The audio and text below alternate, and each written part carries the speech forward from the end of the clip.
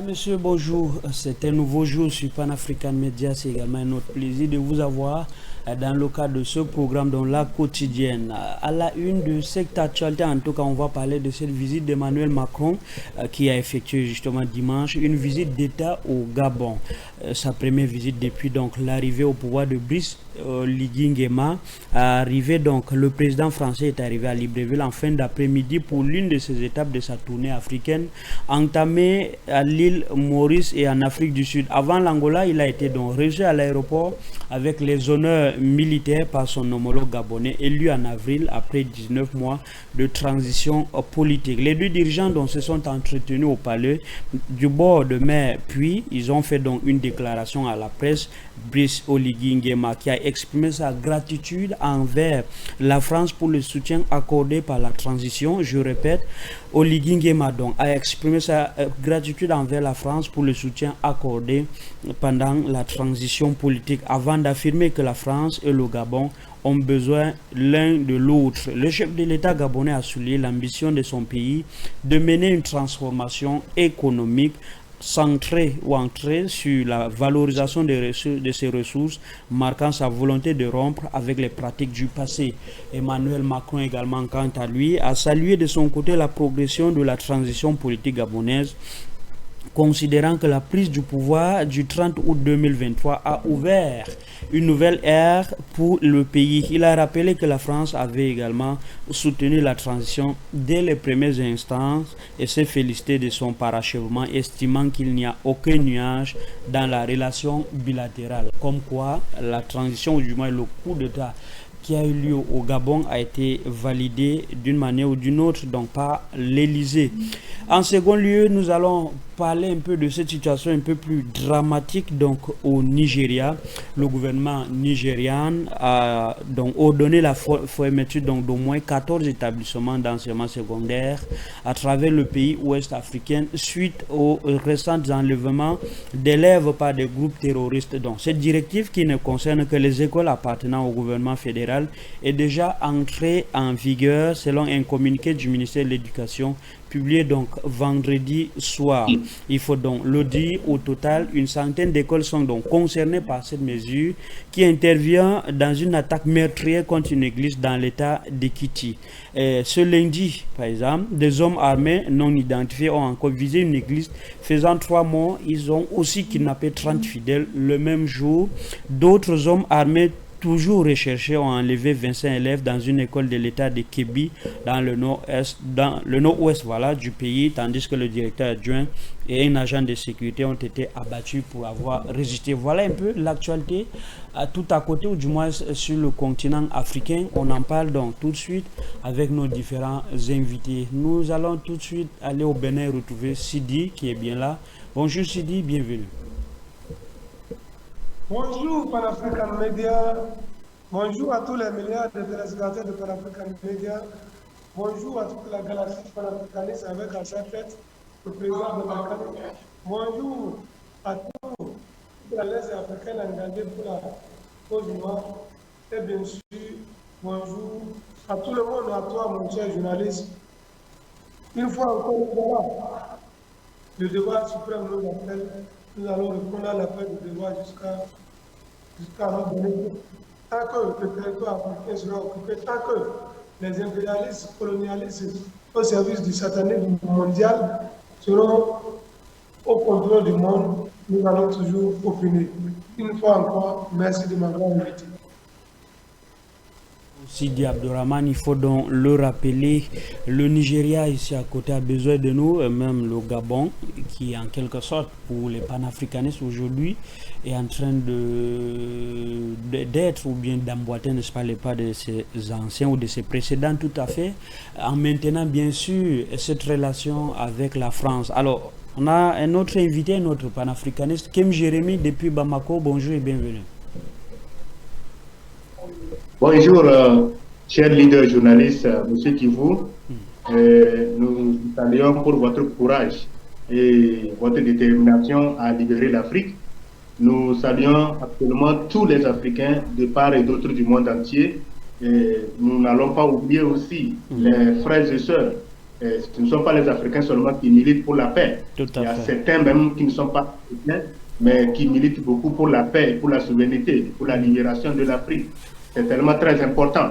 Alors, donc, ceci dit, il faut savoir qu'en réalité, nous tous, nous avons une obligation, parce que nous sommes à la croisée des chemins où rien n'est plus à cacher. Tout est clair que l'humanité est en train d'aller vers la destruction. Alors, connectons-nous sur les vraies actualités, allons vers le veille de confiance pour qu'on puisse déceler le mal afin de pouvoir mieux se préparer et à pouvoir résoudre nos problèmes. Nous allons débattre sur le Nigeria, sur deux thématiques, et je pense bien que nous allons apporter des apports de solutions. Ce n'est pas que ce que nous disons est vrai, mais je pense que nous allons dire ce qui est réel. Que le bon Dieu nous aide, que le bon Dieu nous aide, le panafricain média, et que le bon Dieu vraiment fasse que nous soyons libérés, parce que celui qui est conscient peut se libérer. Tout à fait. Merci également à vous, surtout d'invoquer à l'entame de cette émission les vrais dieux pour qu'ils puissent bien évidemment nous assister afin que nous puissions libérer le continent africain. Alors, Sidi Abdourahmane, on va aller lancer les hostilités. Emmanuel Macron était donc de passage, bien évidemment, au Gabon. Il y a eu un accueil chaleureux, comme vous pouvez le constater à travers les réseaux sociaux. Il y a eu même des préparatifs, des nettoyages même de la ville, de l'aéroport jusqu'à là où Macron devait être accueilli. Voilà, il faut le dire.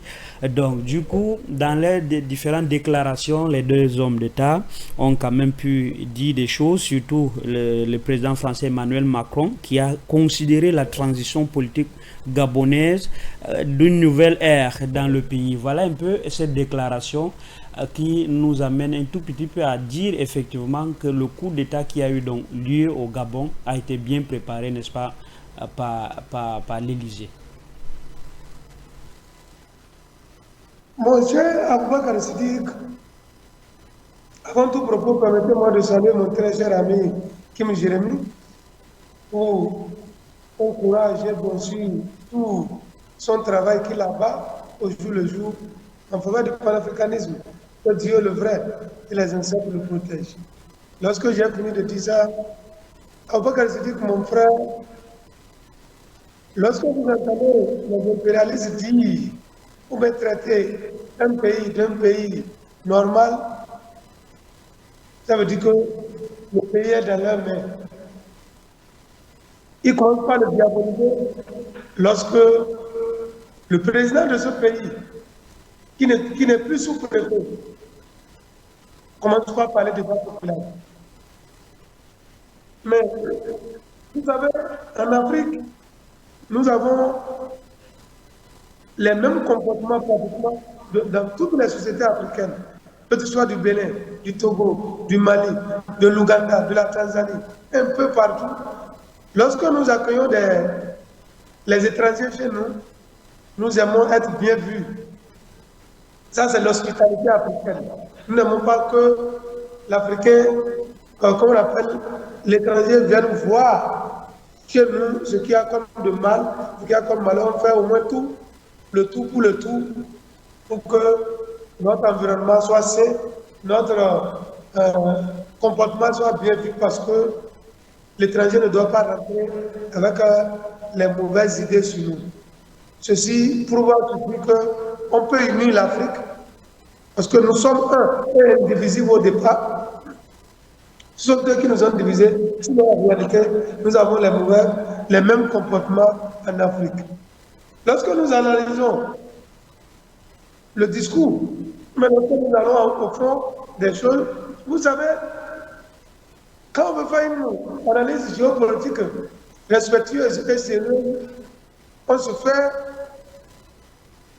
une historiographie, c'est-à-dire on analyse les précédents avant d'arriver à l'actualité. Dans les années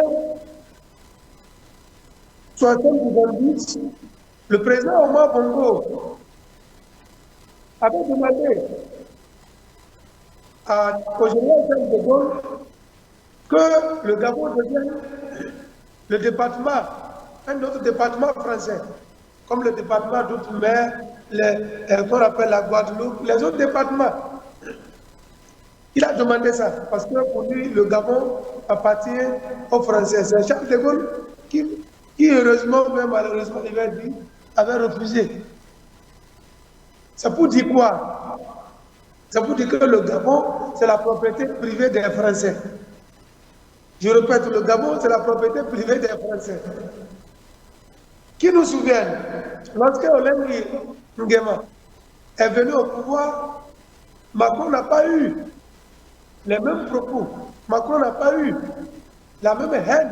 Macron n'a pas eu le même racisme qu'il a eu contre les présidents de l'AE, Assimi Goïta, le premier, le deuxième, Ibrahim Traoré, le troisième, le général Abdourahmane Tiani. Il n'a pas eu cette même haine, cette même antipathie pour le président Olengi. Donc ça veut dire ce que ça veut dire. Maintenant, lorsque nous arrivons au débat, moi j'ai suivi avec grand intérêt les personnalités. Bon, pour moi, Macron, ce n'est pas une personnalité, mon cher journaliste. Je respecte beaucoup votre télévision, mais je n'ai aucun égard pour les gens comme Emmanuel Macron, qui est un père de famille dont son fils est plus âgé que lui. Vous savez que chez nous en Afrique, il y a une aberration. Ça ne se fait pas. Donc, mon cher journaliste, vous devez savoir qu'à l'heure où nous sommes arrivés, nous sommes très bien pointés et il nous faut dire la vérité. Les contrats miniers avec la France, Olengi n'a qu'à nous sortir. Les contrats miniers qu'il a signés avec la France et avec les entreprises françaises particulièrement. Bon, il y a des entreprises canadiennes, des entreprises, comment on appelle, américaines, bien sûr, belges. Et nous voulons savoir typiquement quelles sont les relations bilatérales qui lient la France. La France et le Gabon. Parce que nous ne savons pas où va le bois gabonais, nous ne savons pas où vont le pétrole et les richesses en réalité. Et en vérité, la vérité, on s'en fout de ce que pense Emmanuel Macron, on s'en fout de ce que pensent les impérialistes sur le Gabon, mais nous voulons savoir, nous autres, comment vivent les Gabonais, que deviennent les richesses gabonaises à l'air, qui sortent clairement les contrats et qui nous disent quelle est la part du Gabon dedans, quelle est la part qu'on appelle de nos compatriotes gabonais. Vous savez, ce n'est pas ironique. Parce qu'il est venu en territoire conquis, ce n'est pas ironique qu'il est en train de parler. Il dit que Olengi ne peut rien pour le moment contre lui. Parce qu'il a toutes les ficelles actuellement. Que ce soit l'opposition gabonaise ou la mouvance gabonaise que représente le président Olengi, tout cela, il les a dans la main. Et il en fait ce qu'il veut. Mais il y a une question qui m'a plu. Parce que vous mettez une affirmation, je vais dire, qui m'a plu lors du débat. C'était que Olengi avait parlé de certains, qu'on appelle de certains contrats de certaines sociétés qui vont revenir, bien sûr, au Gabon. C'est vrai que la fête avait bien commencé, mais il y a cette partie au moins que le président Olengi a fait du moins. Parce que, il faut qu'on se dise la vérité, personne n'a jamais dit ça à un président français au Gabon. De Omar Bongo, en passant par son fils Ali, personne n'a pu le dire en son temps. Nous sommes en train d'avancer. Ça veut dire quoi? La sensibilisation, la conscientisation dans les chaînes panafricanistes comme Pan-African Media sont en train de porter leurs résultats. Cela veut dire que plus personne ne peut venir de façon arrogante, comme il le faisait avant, et parler aux Africains. Même les chefs d'État qu'on dit qui sont acquis pour la cause ne peuvent plus se laisser manipuler aussi facilement qu'hier. Ça veut dire que le débat est en train d'avancer. Ça veut dire que les pions sont en train d'être bougés Et laissez-moi vous dire, à l'aide du vaisseau, rien ne sera fait. L'Afrique va reprendre sa place et nous allons dominer le monde. Je dis bien, nous allons dominer le monde. Ce ne sont pas des paroles vaines. Au commencement, c'était la parole.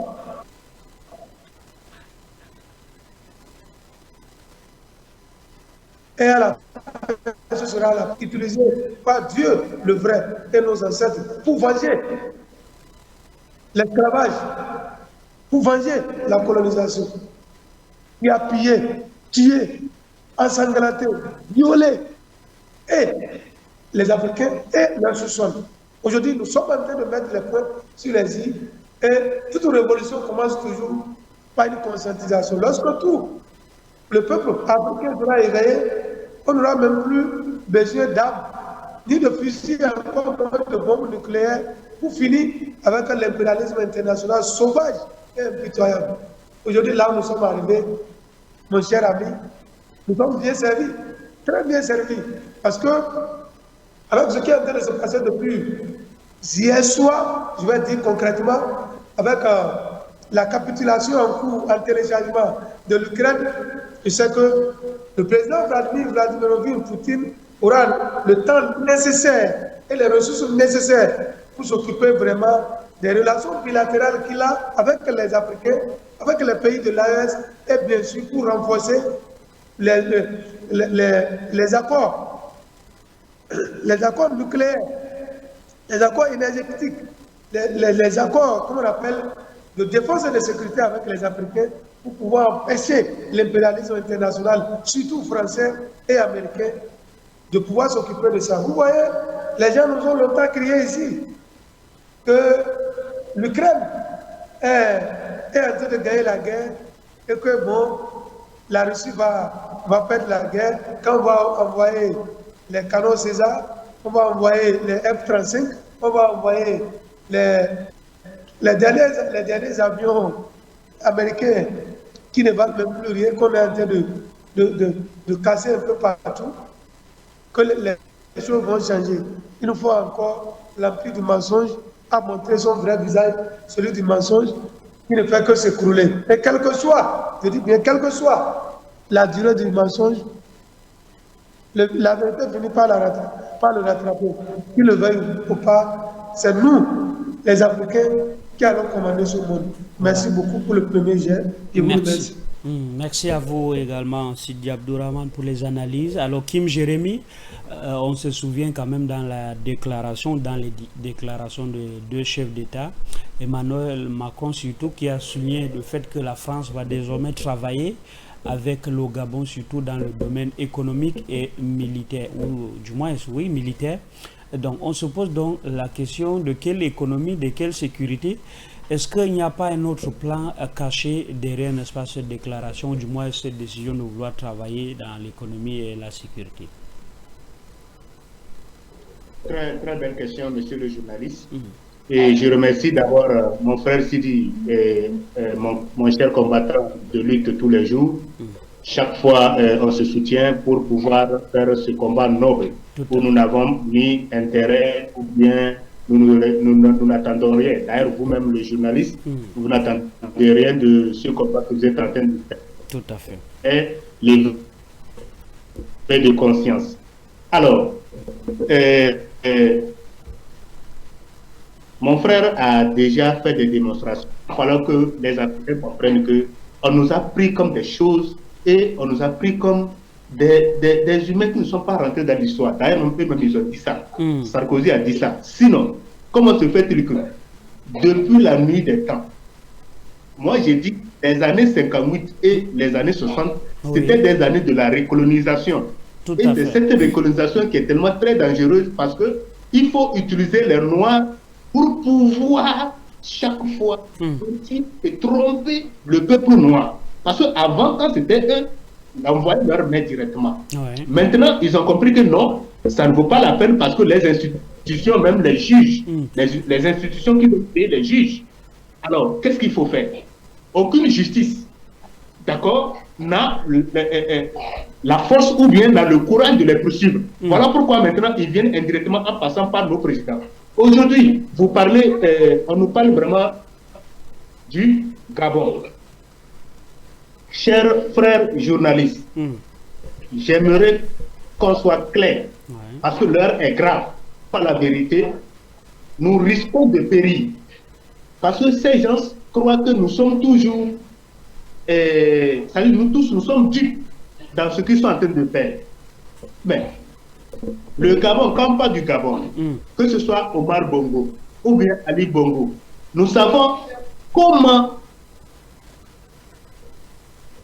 ces deux personnalités ont toujours travaillé pour l'intérêt de la France, pendant que les Gabonais sont en train de souffrir, chômer, mourir. Même l'eau, on a des Gabonais qui nous disent que même pour avoir l'eau naturelle au Gabon, ben, il faut être une grande femme avant de pouvoir avoir ça. Mais c'est quoi ça là? Aujourd'hui, Emmanuel Macron, tu viens, tu parles de la coopération militaire et tout ça là. Mais est-ce que le Gabon est en insécurité? Est-ce que le Gabon a un problème d'insécurité? Qui est fou? Qui est bête? Mais ils sont en train de pouvoir maintenir le Gabon pour pouvoir continuer leur système. Depuis qu'ils ont mis en place avec Omar Bongo, quand Olingue a fait le coup d'État, il est militaire, comme Assimi, comme IB, mais est-ce qu'ils ont applaudi le coup d'État d'Olingue en disant que c'est un bon coup d'État? Et maintenant, lorsqu'on prend maintenant les autres coups d'État de l'AIS, ça c'est des mauvais coups d'État. Et comme disait le président Sékou Touré, paix à son âme, le leader panafricain, il a dit, si l'Occident vous applaudit, il faut savoir que vous avez trahi votre pays et votre peuple. Mais si l'Occident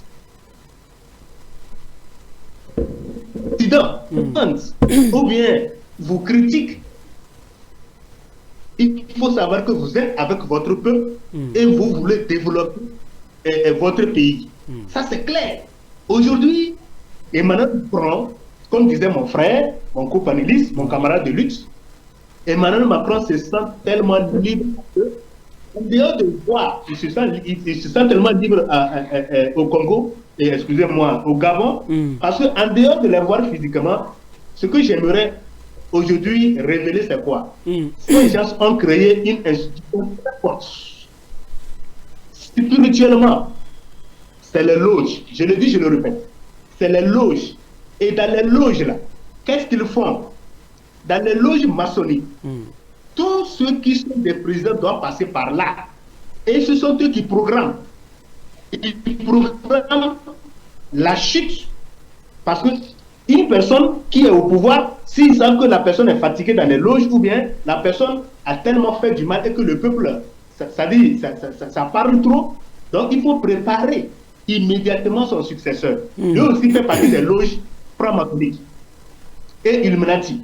Ça, c'est dans les loges qu'on prépare tout ça là. Mais nous sommes là, nous voyons les choses physiquement. C'est des gens, lorsqu'on les programme là, dans les loges là, ils ne vont jamais trahir les loges.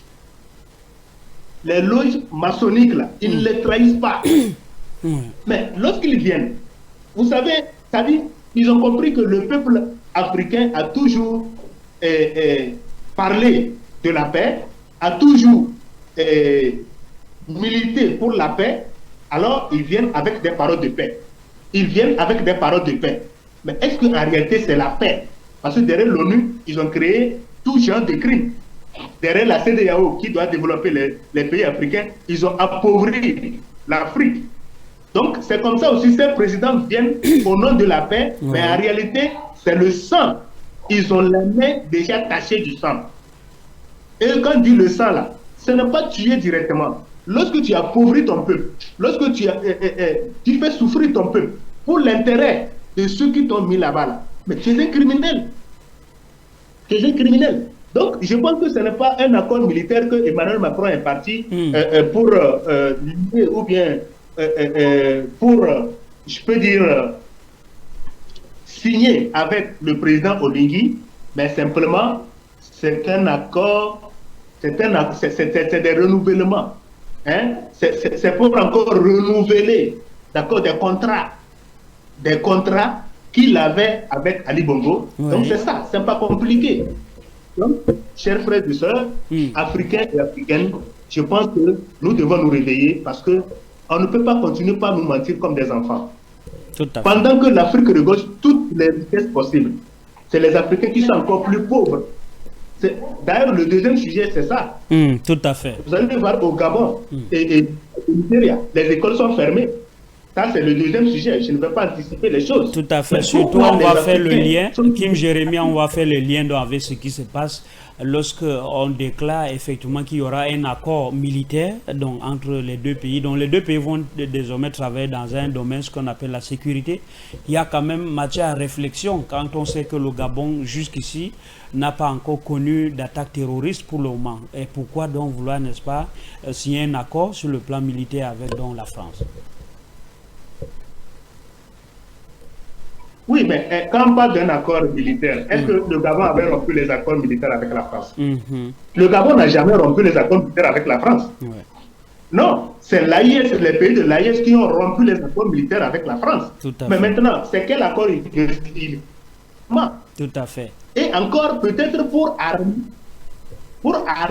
le Gabon, afin de pouvoir attaquer les autres pays qui refusent de céder à ce que la France demande. Sinon, si c'est que le Gabon ou bien le président Oligui avait rompu les accords militaires avec la France, là on pouvait dire qu'il est venu encore pour peut-être re-signer ou bien pour encore lier des accords militaires avec le Ce qui est sûr, le Gabon n'a jamais été attaqué sur le plan politique ou bien sur le plan sécuritaire. Le Gabon n'est jamais attaqué. Non, il faut comprendre que ils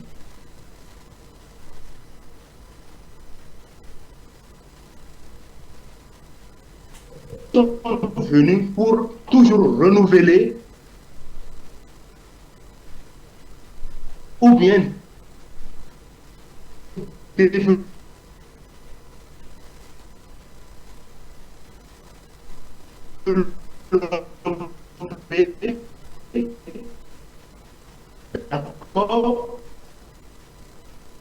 des accords qui existaient et qu'il va falloir que nous comprenions quelque chose. Ouais.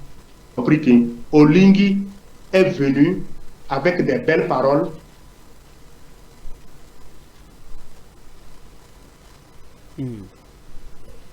Voilà, merci à vous, Kim Jérémy. Et visiblement, on vous a donc perdu à l'antenne. Merci.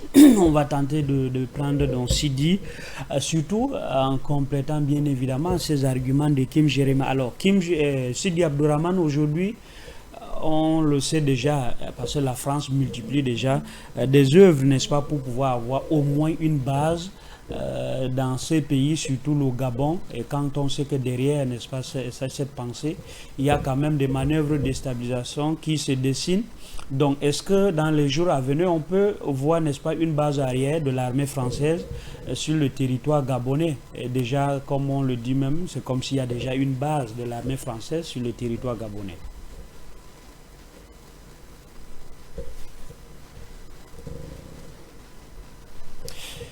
Est-ce que le micro de Sidi est ammuté? On n'a pas votre retour sur le plateau?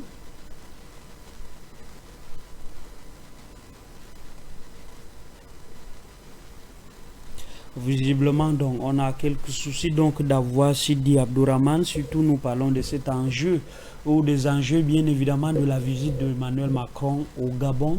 Les deux hommes d'État se sont donc promis, n'est-ce pas, de travailler justement dans le domaine économique, le domaine sécuritaire, ce qui fait d'ailleurs, qui dérange un tout petit peu des panafricanistes, parce qu'on connaît déjà la sincérité quant à la politique, n'est-ce pas, de la France donc en Afrique. Alors est-ce que c'est juste une coopération normale, comme on peut le dire, ou alors une coopération avec des intentions et des manœuvres, n'est-ce pas, de vouloir déstabiliser d'autres pays, parce qu'aujourd'hui, on sait, la France est chassée partout, surtout en Afrique de l'Ouest.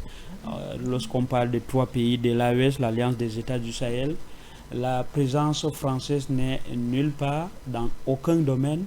Donc, c'est donc ainsi que la France cherche, n'est-ce pas, à tout prix, à voir quand même là où elle peut, n'est-ce pas, conserver ses intérêts, bien évidemment. On retourne donc retrouver Sidi Abdourahmane.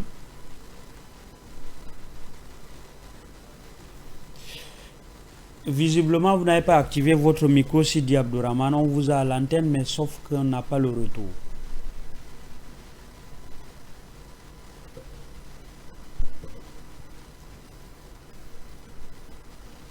Est-ce que Sidi écoute au moins ce que nous on lui dit? Quelques soucis donc de retour, bien évidemment. Sidi Abdourahmane, on n'arrive pas à vous avoir sur ce plateau. Ok, on prend une légère transition avant de revenir et justement clôturer cette première thématique en parlant de la visite donc d'Emmanuel Macron au Gabon. On revient juste derrière. Gadjo Livestock met en relation les éleveurs et les experts mondiaux en un clic pour des produits d'élevage aux normes internationales et traçables. Nous vivons un avenir où l'innovation numérique garantit la sécurité alimentaire et la santé animale. Nous donnons aux acteurs de l'élevage et aux communautés les moyens de leurs ambitions grâce à des solutions digitales innovantes. De plus, accédez gratuitement aux services vétérinaires. Souscrivez des abonnements annuels abordables pour les éleveurs avec une facilité de crédit sans intérêt pour les produits et services. Téléchargez Gadjo Livestock maintenant. Gadjo Livestock, ensemble, nous créons le changement grâce à des solutions digitales innovantes. Gadjo Livestock connects farmers with global experts with a click for standardized, traceable livestock products. We aim for a future where digital innovation secures food safety and animal health.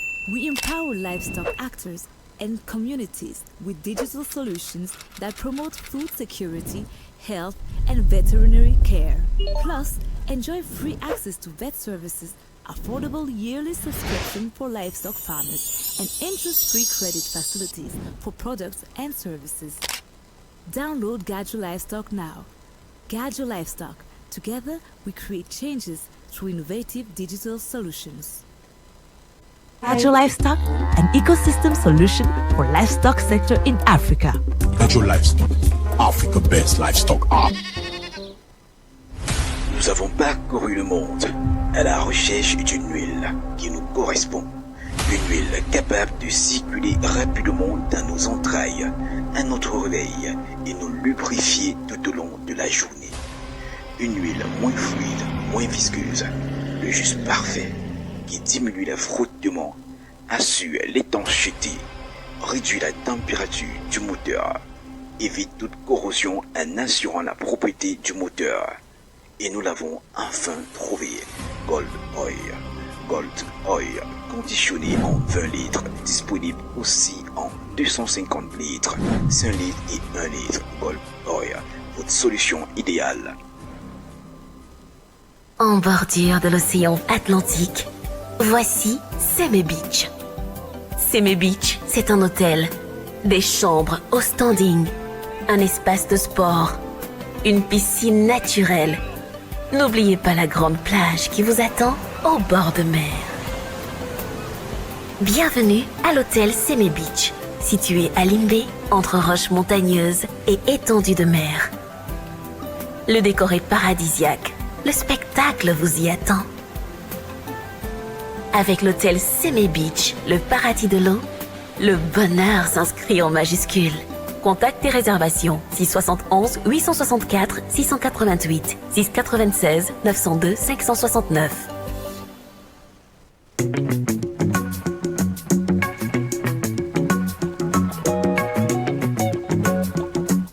Pour tous vos besoins en lotissement, vente et achat de terrain en Afrique, le groupe Objectiva a la solution. Spécialiste des activités foncières, nous vous proposons les meilleurs conseils pour assurer vos investissements fonciers immobiliers en Afrique. Contact plus 237 690 86 37 98. Plus 237 675 89 97 38. Groupe Objectiva, votre acquisition et sécurisation foncière, c'est notre affaire.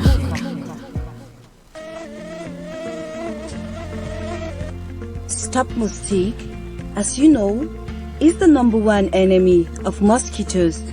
The new generation hygienic insecticide, Stop Moustique, enables us to safely kill mosquitoes, flies, and cockroaches in our homes, rooms, offices, and inpatient rooms. Stop Moustique is effective safe, and non-toxic.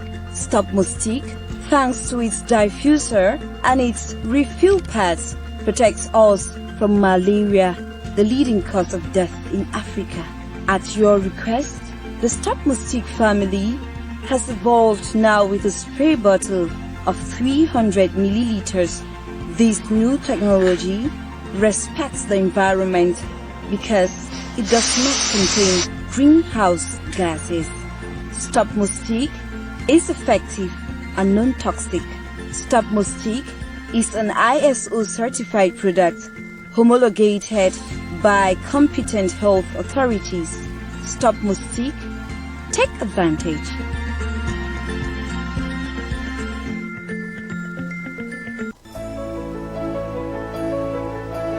Les médias sont l'une des principales armes stratégiques de l'Occident pour dominer les peuples africains. Il est donc nécessaire que l'Afrique développe ses propres canons de journalisme et des sciences de l'information et de la communication afin que le continent accède à une souveraineté informationnelle dans un monde multipolaire.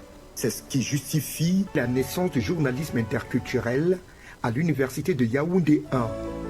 Le journalisme interculturel est porteur d'une vision panafricaniste. Le journalisme interculturel vous offre une formation professionnelle théorique et pratique avec un stage en entreprise à Deutsche Freud Zwei et Pan-African Media TV. La formation s'adresse aux étudiants camerounais et étrangers titulaires au minimum de Master 1, du DIPES 2 ou autres diplômes équivalents. Au menu de la formation, Histoire de l'Afrique, panafricanisme, géopolitique et géostratégie. La formation en journalisme interculturel présente 5 principaux atouts, à savoir la déconstruction du discours colonial et néocolonial, une formation basée sur l'histoire et la culture africaine, des encadreurs véritablement panafricanistes, un encadrement académique et professionnel de proximité, un suivi socio-professionnel après stage en entreprise. Les candidats de l'année académique 2025-2026 ont jusqu'en fin novembre 2025 pour déposer leur dossier. Se former en journalisme interculturel, c'est tourner le dos à l'école coloniale pour entrer à l'école de la renaissance de l'Afrique comme berceau de l'humanité.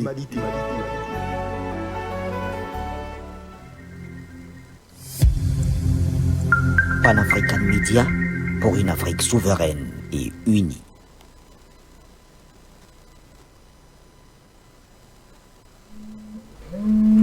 Voilà, merci donc à la technique pour ce moment de réclame, bien évidemment, sur Pan-African Media TV. On était tout à l'heure avec nos deux invités de ce matin, en fait nos deux consultants, on va les dire ainsi, Sidi Abdourahmane et puis Kim Jérémy depuis le Bamako.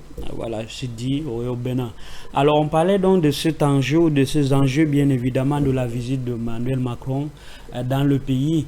Et surtout, la question qu'on cherche donc à comprendre, c'est est-ce qu'effectivement il n'y a pas une intention derrière justement cette visite. Surtout les deux hommes ont donc eu à souligner le fait qu'ils vont désormais travailler dans deux domaines clés, l'économie et puis la sécurité. Donc on se posait donc la question, est-ce qu'il y aura donc désormais une base de l'armée française sur les territoires gabonais? Donc, et là, à ce moment, il y a également d'autres questions, surtout quant à savoir justement la déstabilisation de la sous-région, c'est-à-dire la sous-région CEMAC et bien d'autres, même l'Afrique de l'Ouest, pourquoi pas. Sidi Abdourahmane.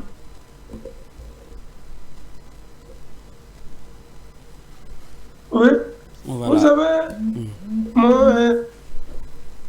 mon cher avocat Sidik, ils disent qu'ils vont travailler ensemble. Ils avaient cessé de travailler. En fait, le travail continue. Depuis les élections, ils n'ont jamais arrêté de travailler ensemble. Sauf que cette fois-ci, peut-être avec d'autres options. Non, c'est l'option. Le Gabon, c'est la propriété privée de la France, je répète. Ouais. Le Gabon, c'est la propriété privée de la France. Mais ça veut dire ce que ça veut dire. Tout à fait. Vous ne laissez pas tout dire ici. Écoutez, lorsqu'un pays est endetté jusqu'au cou, je vais vous proposer des partenariats économiques, mais ça peut vous endetter aussi jusqu'au cou. S'ils étaient aussi efficaces, s'ils étaient aussi économiquement bons, et percutant, il n'aurait pas une dette de plus de, qu'on appelle, 300 milliards d'euros. De quoi on nous parle? Quel partenariat économique un pays réputé à être économiquement et socialement sous-développé? La France est un pays sous-développé. C'est ce que les gens ne veulent pas vous dire. Voilà pourquoi ils ont une dent contre tous ceux-là qui luttent contre les intérêts colonialistes. S'ils sont contre aujourd'hui la Russie en Ukraine, ce n'est pas parce que Poutine ne les aime pas, non. C'est parce que Poutine est arraché, qu'on appelle les vols qu'ils sont en train de faire, ils sont en train de leur arracher les pays où ils font les vols là pour ouvrir les yeux aux Africains. Je dis, la France n'est même plus capable, sans l'aide du FMI, la France n'est plus capable de payer les fonctionnaires français. C'est ça les questions. Même hier, moi j'ai vu sur les chaînes, les médias traditionnels, qu'on appelle, financés par l'USAID et tout ce que vous connaissez. Mais où on disait que la France c'est grave, il faut qu'ils cotisent maintenant beaucoup plus. C'est-à-dire quand ils vont prendre le salaire, pratiquement 50% ou 60% de leur salaire, ils ont pour la construction du pays. C'est de ça la question. Vous voyez un pays où, qu'on appelle le président de la République lui-même, le président de la République lui-même n'a aucun soutien légitime, populaire. À l'Assemblée nationale, il ne lui laisse qu'une seule personne qui, par honte, ne sait pas où voter, a voté pour lui. Même les députés de son propre camp ne sont plus d'accord avec lui. Parce qu'il est devenu fou. Le jeune là, il est devenu trop fou. Il ne sait même plus qu'est-ce qu'il est en train de faire. Mais si c'est lui qui vient vous proposer les contrats économiques, avec l'économie en pleine, qu'est-ce que vous allez dire? Allons-y vers les contrats, vers les contrats de défense et de sécurité dont il... Tout à fait. Mais écoutez, ce n'est pas en France, c'est là que l'insécurité, qu'on appelle l'insécurité, est à son pic. On contrôle Marseille actuellement.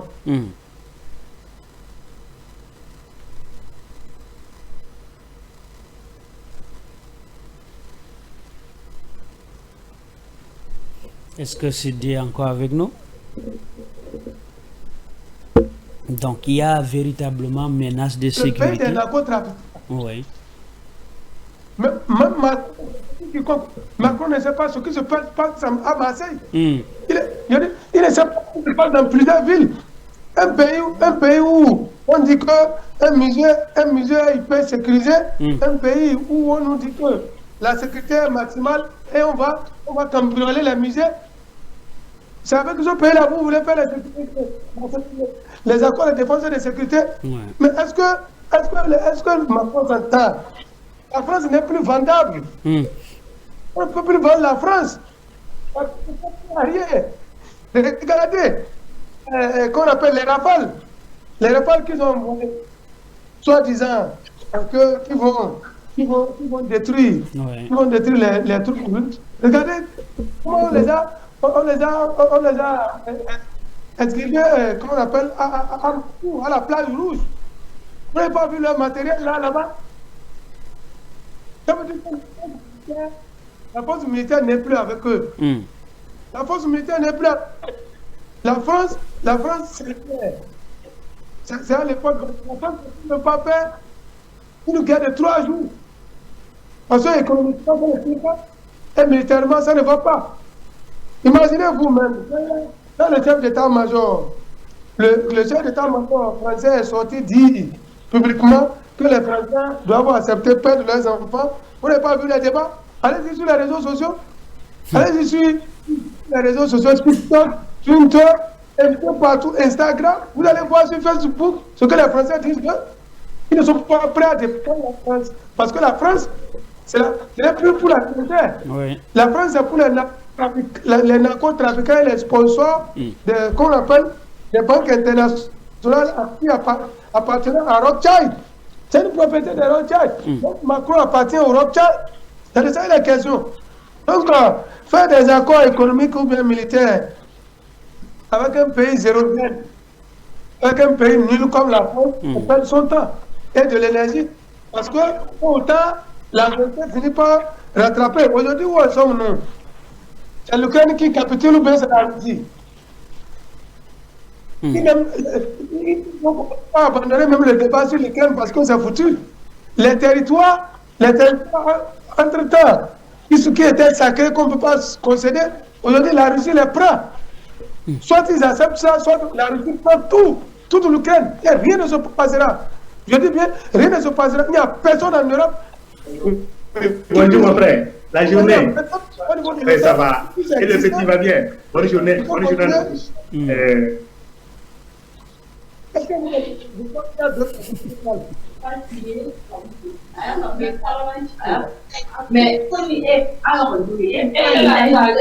Voilà, Monsieur, nous allons... on peut continuer? Oui, allez-y, mais sauf que nous allons demander à Kim Jérémy de muter d'abord son son avant que... Voilà, je crois que c'est bon, allez-y.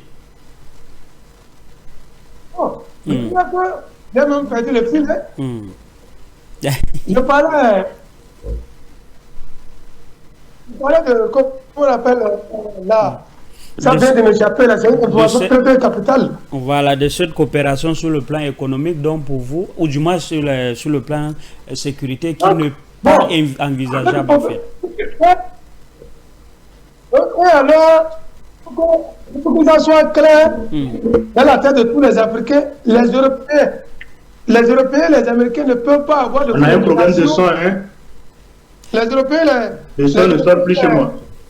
Kim Jérémy, vous, en tout cas, patientez un peu pendant que Sidi est en train de faire son analyse. On va vous donner tout à l'heure. En tout cas, on va muter votre son parce qu'il y avait un bruit là en fond sonore qui perturbait un tout petit peu les propos de Sidi Abdourahmane en fait.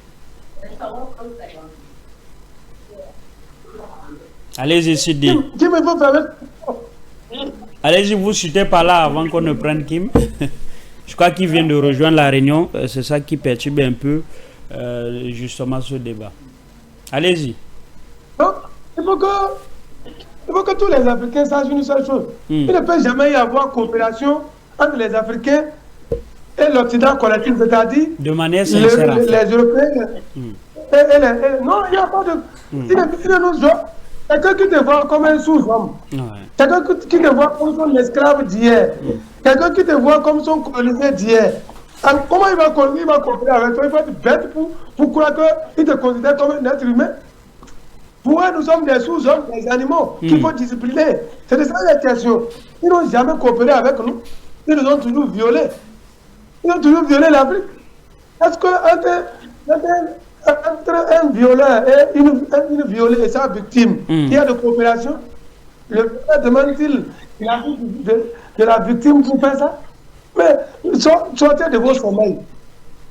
Il faut montrer l'homme comprend un seul langage. Ouais. Le seul langage que l'homme comprend, c'est celui de la réciprocité. Elle pour elle, dent pour dent. Tout à fait. C'est ça qu'ils comprennent.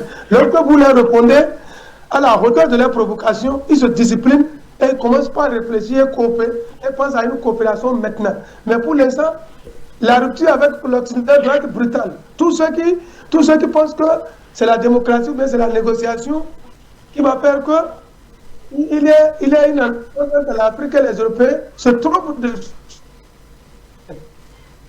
d'époque.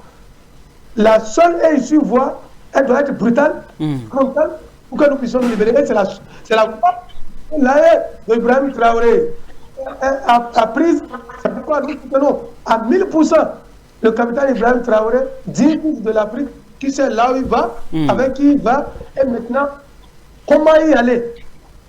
Il sait très bien ce dont l'Afrique a besoin pour son développement. Je le remercie de passage pour avoir ouvert hier ils ont fermé pendant longtemps une usine qui allait servir le développement de Burkina Faso, mais qu'ils ont essayé de détruire pendant plusieurs décennies. Aujourd'hui, grâce à Dieu, le vrai, et à nos ancêtres, Ibrahim Traoré a redonné vie au Burkinabé à redonner vie à cette usine parce qu'il faut qu'on en parle. On nous dit qu'on ne fait pas le développement, on ne peut pas, on ne gère pas un pouvoir par la brutalité, par la rupture. Non. Ibrahim Traoré, ce n'est pas seulement la guerre au front.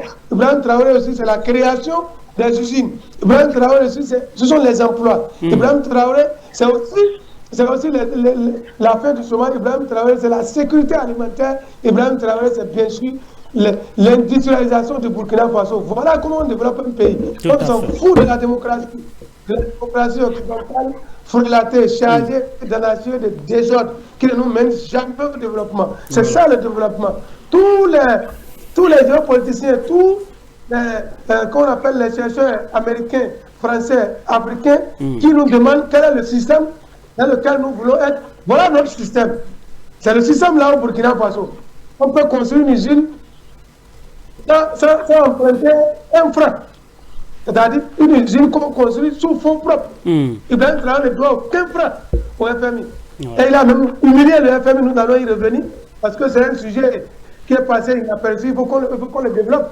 Les 15 milliards de dollars qu'on nous a dit que le Burkina Faso devait au FMI, des 15 milliards de dollars mirage, ou bien mirageux, que les gens payent en Afrique, parce que c'est un truc où les Européens, qu'on appelle, c'est un moyen par lequel les Européens arrivent à voler les ressources africaines. Tout à fait. On envoie les fonds, sans jamais les envoyer. Et on dit qu'on doit. Donc il faut que ce sujet-là revienne sur la table pour que tous les Africains puissent prendre conscience pour que les pays ne puissent plus payer la France. Nous, là où nous sommes engagés, nous savons que notre premier compagnon dans cette lutte, c'est la pauvreté.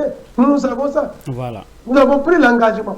Nous avons pris l'engagement de défendre notre continent. Nous savons que nous n'aurons le soutien de personne. Nous avons le soutien de Dieu le vrai, de nos ancêtres. Nous savons que notre premier compagnon, c'est la pauvreté. Notre deuxième compagnon, c'est la mort ambiante. On va mourir à tout moment parce que tout le monde nous cherche.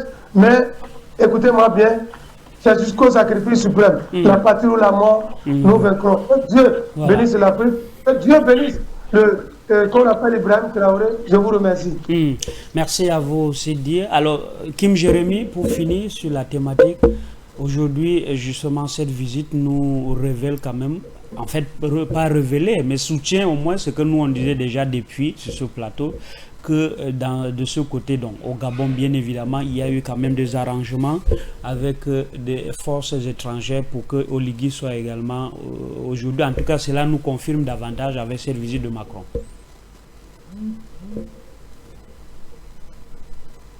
Est-ce que Kim Jérémy est là? Oui, allô? Ouais, voilà. Je ne sais pas si vous avez écouté ce que je viens de vous dire ou alors il faut que je me répète. S'il faut que je me répète, bien évidemment, c'est que est-ce qu'aujourd'hui on peut donc dire que cette visite a quand même révélé pas mal de choses et a mis également en garde beaucoup de pays, surtout dans la sous-région CEMAC, si désormais le Gabon va, n'est-ce pas, accueillir peut-être une base de l'armée française sur son territoire.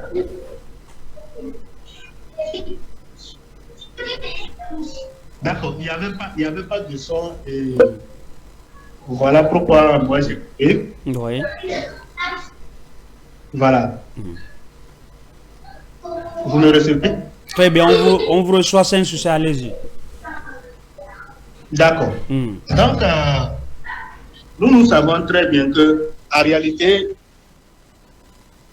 la visite de Macron par rapport à actuelle en Afrique, vous savez, nous savons qu'en réalité, c'est pour se motiver.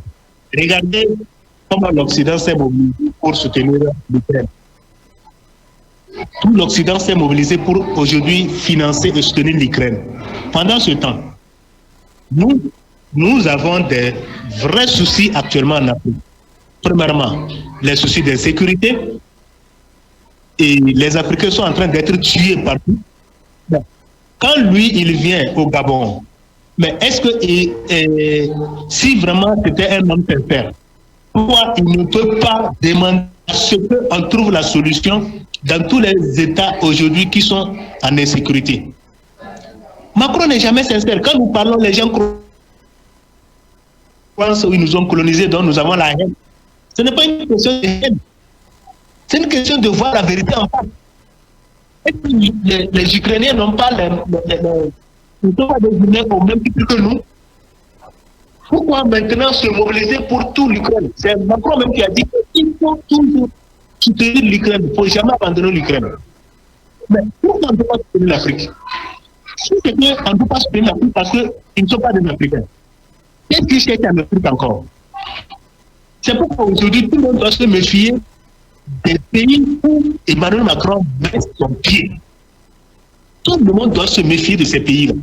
Parce qu'il ne vient pas pour distribuer des cadeaux à cette population, non.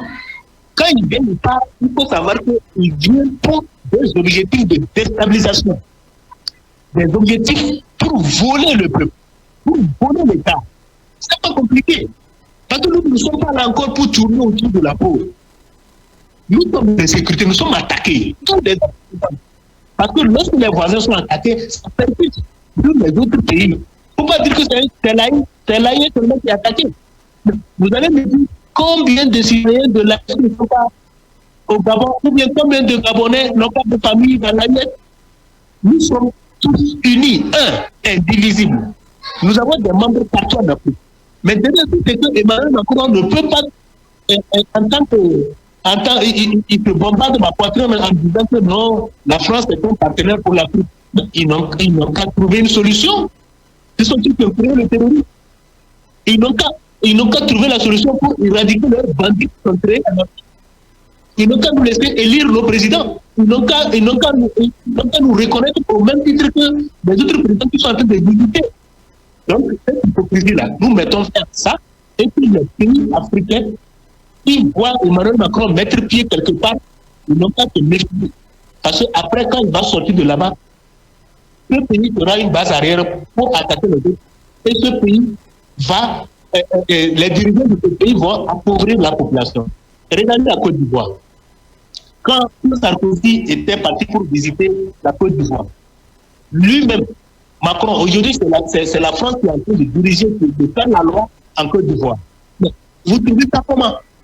Donc, du fait qu'ils sont en train de soutenir l'Ukraine, tout l'Occident est en train de soutenir l'Ukraine. Si ces gens qui ont vu le feu, parce que l'Afrique n'a jamais fabriqué les armes, l'Afrique n'a pas eu une usine des armes, l'Afrique n'est même pas développée. Les Africains ne peuvent même pas manger 3 fois par jour. Parce que simplement, nous sommes volés, on nous a volés par l'intermédiaire de nos frères africains. Ils ont formé nos frères africains dans les multinationales qui nous volent. Donc si aujourd'hui ils pensent que avec tout ça là, ils vont venir marcher librement dans les pays africains et tout retourner, ils ont tiré à terre. Nous, on ne les considère plus parce qu'ils ne nous ont jamais considérés. Voilà un peu la réalité. Merci à vous, Kim Jérémy. Merci pour toutes ces analyses. Alors, Sidi, un dernier mot également, avant de prendre, n'est-ce pas, le flash pour pouvoir venir discuter de la deuxième thématique sur le Nigeria. Ce que j'aimerais dire, vous savez, ces petits blancs motifs en France, aux États-Unis, un peu partout, l'élite occidentale folle, adepte du chaos, ils ont un principe. C'est le respect entre criminels. Et personne ne prend la part de personne. Vous savez, le Gabon, en 1900, on appelle 76, comme vous étiez en train de parler de la base, des bases militaires au Gabon, mais de quelle base militaire? La France est au Gabon, et c'est du Gabon qu'on attaque tous les autres pays. Mais Bob Denard a attaqué en 76 le Bénin à partir d'où? À partir du Gabon, l'avion a décollé au Gabon. On prend la Guinée équatoriale du président Théodore Obiang Nguema Mbazogo. C'est vrai Motos. Vous vous rappelez de ce criminel-là que l'Espagne avait envoyé pour attaquer qu'on appelle la Guinée équatoriale? Il a quitté le Gabon. Quand on prend la déstabilisation en Centrafrique, c'est du Gabon. Ce n'est pas anodin quand il commence sa visite par le Gabon. Parce qu'il veut recommencer ce que ses parents criminels d'école ont fait contre nous en Afrique. C'est de ça la question. Mais Macron est trop petit pour ça. Il est marié à un homme. On le sait très bien. S'ils veulent, ils n'ont qu'à nous appeler en justice. Nous avons les preuves. Il est marié à un homme aujourd'hui. Nous le savons. Monsieur Troyon, c'est lui son mari, ce n'est pas Brigitte. Maintenant, il est en train de faire ce qu'il est en train de faire. Il va nous voir sur son chemin. Ce n'est pas ce que ces grands-parents n'ont pas pu faire contre l'Afrique qui va faire aujourd'hui. Que nous sommes complexés et nous sommes engagés pour la libération complète et définitive de notre continent. C'est de ça la question. Les recherches contre lui. Et moi, je ne suis pas sûr qu'il soit libre après sa présidence, même s'il a le soutien des grands de ce monde. Parce qu'à un niveau donné, nous serons obligés de le lâcher. C'est de ça la question. Donc, le Gabon, il est venu au Gabon pour approfondir les accords et bien même s'assurer que les accords peuvent toujours marcher pour la déstabilisation des autres pays africains. Je dis jusqu'en Afrique de l'Ouest. Ils ont cette capacité de lutter jusqu'en Afrique de l'Ouest, même s'ils n'ont plus d'argent dans leur poche. Parce que la France est un pays sous-développé, un pays qui va vendre tout. Même la gendarmerie française sera rachetée par le Mali. Allons-y seulement. Là, ils sont là, ils n'ont rien. Les billets de banque qu'ils avaient, qu'on appelle ça en langage, les billets à planche, voilà. Les billets à planche qu'ils ont contre l'Afrique, ça va finir. Tout sera adossé maintenant à l'or. Et on verra entre eux et nous qui est qui peut faire quoi à qui, et qui va venir chez qui demain. L'immigration, il vous a dit ça, non? Ils viendront à Savère, charger des charbons de sacs. Les petits blancs français là, ils viendront à Savère, charger des sacs de maïs, ou bien de l'autre côté, à Douala, charger des sacs de charbon pour pouvoir se nourrir. Parce que c'est la précarité, c'est le danger qui les guette et ils ne méritent que le malheur qui nous a amenés en Afrique pendant plusieurs décennies. Je vous remercie. Mesdames, Messieurs, on va prendre une légère pause. On va un peu aller justement fouiller un peu l'actualité sur le continent africain, sur le flash de l'information, les nouvelles fraîches d'ici et d'ailleurs.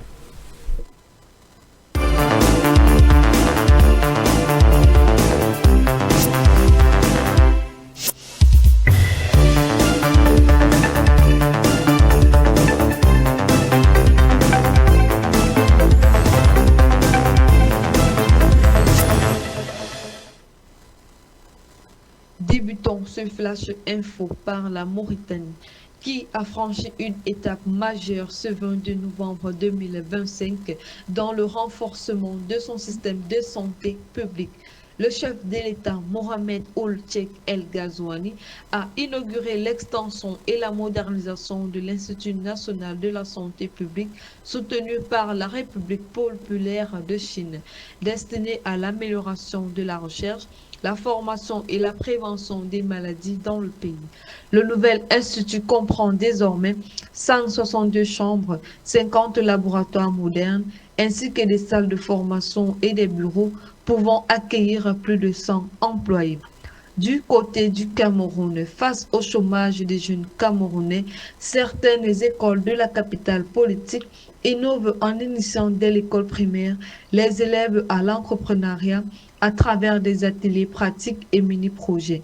Les enfants apprennent à transformer leurs idées en initiatives concrètes, développant ainsi créativité, autonomie et audace pour devenir les entrepreneurs de demain. Cette démarche s'inscrit dans la vision du président Paul Biya qui encourage l'auto-emploi dans le domaine de l'agriculture, le numérique ou l'élevage pour pallier au chômage des jeunes. Au Sénégal, une controverse agite la scène politique. Le tandem est au cœur d'une nouvelle polémique, notamment le déplacement simultané hors du Sénégal du président Bassirou Diomaye Faye et de son premier ministre Ousmane Sonko. Bassirou Diomaye Faye se trouvant à Luanda, au sommet Europe-Afrique, et Ousmane Sonko à Abu Dhabi. La législation veut que l'un des deux chefs de l'exécutif reste au pays quand l'autre s'absente.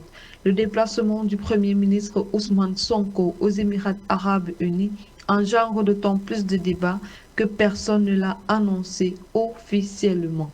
Et puis en Algérie, l'Algérie accueillera le 30 novembre et 1er décembre 2025 une conférence internationale sur les crimes du colonialisme en Afrique.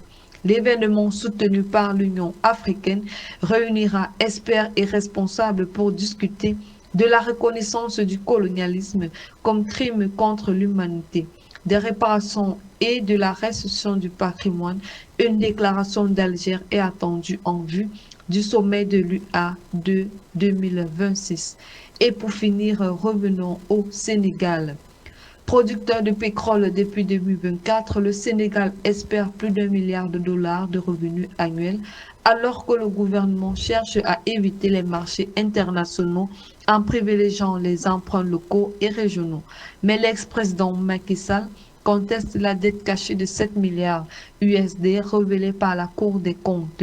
Ses avocats interrogent le Fonds monétaire international sur la méthodologie utilisée pour valider ce chiffre, qu'ils jugent basé sur des données non vérifiées. Ils demandent des explications ainsi qu'une rencontre avec un représentant du fonds. Voilà pour le flash de l'information. Merci de rester connectés pour la suite de nos programmes. Pan-African Media.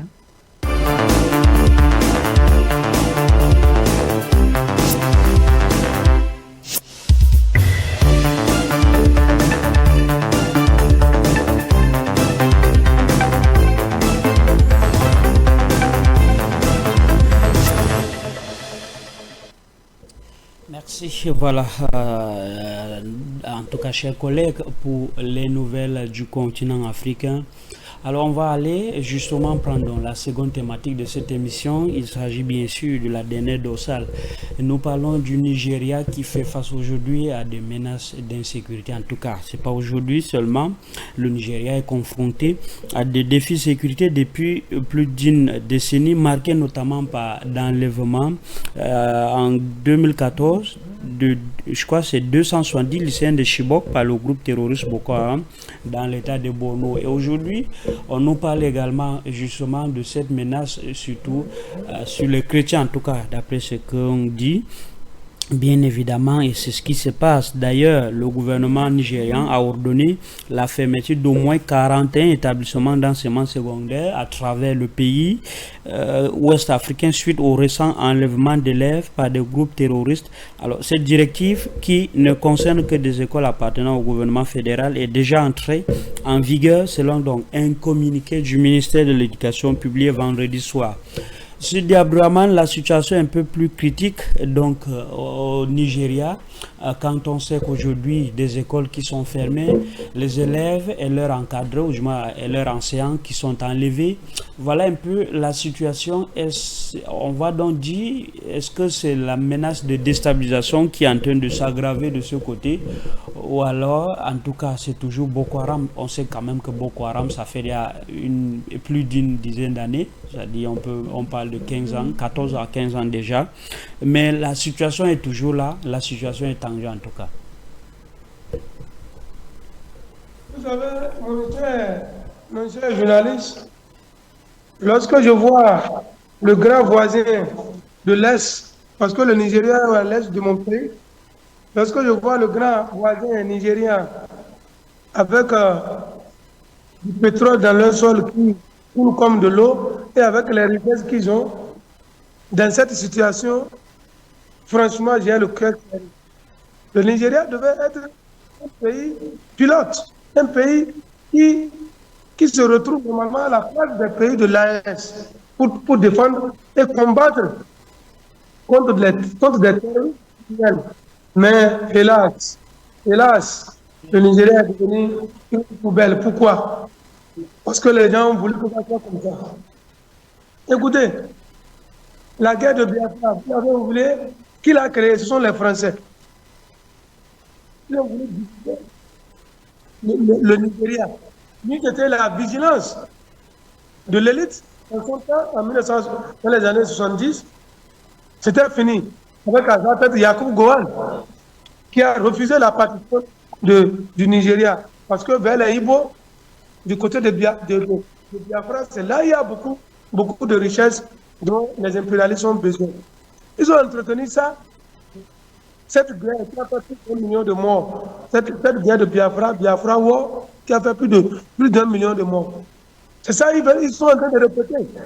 Mais, au moment où Aboubakar Chitaou, le leader de Boko Haram, ils étaient affiliés à qui? À Al-Qaïda. Al-Qaïda, c'est la création de qui? De la CIA. La CIA, vous avez oublié, c'est au Cameroun, il y a la CIA. Ils savent ce qu'ils font. Aujourd'hui, il y a un pays indépendant, libre. Les États-Unis n'ont pas dit qu'ils amènent les militaires là-bas, au Nigeria. Est-ce que pour un problème d'enlèvement ou bien de taquinerie des prêtres qui sont venus nous endormir pour qu'on ne puisse pas réfléchir pour notre développement, est-ce que pour ce petit problème-là, on peut déplacer les soldats américains là-bas, au Nigeria? Est-ce que nous, lorsque les Noirs sont persécutés à Chicago, lorsque on tue à New York les Noirs, lorsque à Marseille on attaque les Noirs, lorsque en Allemagne les gens violentent du moins les Africains, est-ce que nous nous parlons? Est-ce que nous nous envoyons les militaires là-bas? Il faut comprendre dans la géopolitique internationale ce qu'ils sont en train de faire. Quel est leur objectif? C'est de revenir, puisqu'ils ont besoin des richesses du Nigeria. Ils ont besoin de tout. La fermeture des écoles, ce n'est pas aujourd'hui. Dans les États de Borno, à Kano, à Zaïra, qu'on appelle, dans l'Est du Nigeria, c'est grave. Même jusqu'à la frontière avec le Niger. Dans la frontière avec le Cameroun, du côté de Bakassi, c'est le même problème. C'est-à-dire, l'État nigérien a failli. À cause de quoi? À cause de la corruption. Normalement, le Nigeria devait être un pays respectueux aussi des Africains, mais hélas, nous constatons que nous voyons. Mais aujourd'hui, amener les soldats américains ou en Afrique encore, pour soi-disant résoudre un problème d'énergie, ça va mal se passer. Ils n'ont qu'à se rappeler de 2003 en Somalie. Ils n'ont qu'à se rappeler de ce qui s'est passé pour eux par les éleveurs d'ovins et de bovins en Afghanistan. C'est ça qui va se répéter au Nigeria. Qu'ils viennent. Ce ne sont pas les gars nucléaires qui gagnent les guerres conventionnelles. Ce ne sont pas les gars nucléaires qui gagnent les guerres conventionnelles. Et pour gagner la guerre, il faut vraiment une détermination. Et les Africains aujourd'hui, nous sommes déterminés, comme le dit mon très cher ami, qui dit, nous sommes en guerre. Et quand on est en guerre, tout est permis. Ils sont en train de faire leur stratégie. C'est à nous de savoir qui sont et qui veulent nous combattre. Et nous allons prendre aussi nos dispositions. C'est de ça les questions. Je vous remercie. Abdraman, Kim Jérémy, s'il est là. Alors Kim Jérémy, aujourd'hui avec cette menace, justement, en tout cas la situation n'est pas du tout compréhensible. Il y a quelques jours, Donald Trump menaçait d'envoyer des militaires. Aujourd'hui, c'est des enlèvements. Est-ce qu'il y a quand même orchestration, n'est-ce pas, de toutes ces menaces pour pouvoir, n'est-ce pas, faire plier le Nigeria afin d'accepter justement d'abriter cette base également de l'armée américaine?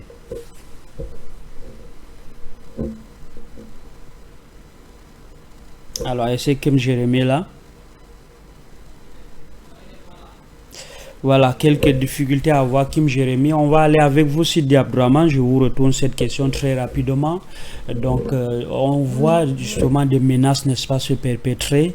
Et visiblement, c'est pour faire donc plier l'État du Nigeria, l'État fédéral bien évidemment, afin d'avoir, n'est-ce pas, une base donc sur son territoire. Et quand on sait que si déjà le Nigeria a une base américaine sur son territoire, c'est le Cameroun qui sera également déstabilisé, et bien n'est-ce pas, des pays en Afrique. Lorsque vous avez un dealer au pouvoir, vous avez de sérieux problèmes. Les sous-préfets, les valets locaux sont encore meilleurs qu'un dealer valet local. C'est ça le problème du Nigeria. Là, nous sommes arrivés, mon frère journaliste. C'est très grave pour nous. Et nous sommes en danger. Et quand je dis que nous sommes en danger, c'est que nous sommes en danger.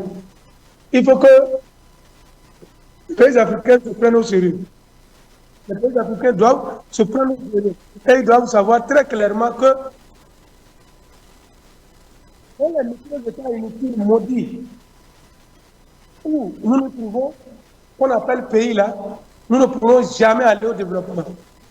Parce que émietter, les autres pourront nous chasser et nous tuer facilement. Lorsque chacun prend sa voie. Donc, nous devons savoir très clairement où aller. Et où aller là, c'est quoi? La première des choses, c'est la libération des de nos pays. Ça, c'est la première des choses. Même si on ne peut pas faire les États-Unis d'Afrique d'abord, dans chaque région doit se regrouper pour donner un seul pays avant de voir dans quoi on est. Parce que, comme j'ai l'habitude de le dire sur cette chaîne, dans un micro-État, il n'y a pas de souveraineté. Dans un micro-État, il n'y a pas de décision. Dans un micro-État, il n'y a pas de défense. Dans un micro-État, rien n'est fait. Tout est extraverti, tout est dicté militairement, socialement, politiquement, économiquement, financièrement. On vous dicte tout. Ça veut dire que vous devenez utile des exécutants. Nous exécutons les ordres en Afrique. Et de ça, il est question. Seul l'AES, que je salue encore de passage, arrive à résister à ce genre de pression. Donc, toutes les solutions que nous allons proposer, qui ne vont pas dans le sens de la libération de nos territoires, sont des solutions utopiques qui ne peuvent ni nous protéger financièrement, ni nous protéger, qu'on appelle du côté militairement, et on fera du surplace. Et le surplace, c'est une perte de temps. Parce que, laissez-moi vous dire, face à ces anthropophages, adeptes du chaos, au service du satanisme mondial, il n'y a pas de solution. Il n'y a pas de solution. La rupture doit être brutale. Et si nous refusons de sortir pour libérer nos pays, c'est la maladie et la faim qui vont nous tuer dans nos chambres. Voilà de quoi il est question. Il faut que les peuples africains se réveillent, qu'ils sachent que l'arbre de la liberté se nourrit du sang des patriotes. Je vous remercie. On va tout simplement vous remercier, Sidi Abdourahmane, et également dire merci à Kim Jérémy qui était là, qui s'est prêté donc à ce jeu justement pour pouvoir apporter les différentes analyses afin de trouver surtout cette solution que nous voulons donc, tant sur le plan africain ou sur le plan continental, pour pouvoir libérer définitivement l'Afrique. Voilà, mesdames, messieurs, ceci donc dit les deux thématiques donc traitées. On va donc se dire au revoir et surtout on va vous donc laisser justement accompagner des programmes de Pan-African Media, car la libération de l'Afrique c'est ici. Bonne journée à tous.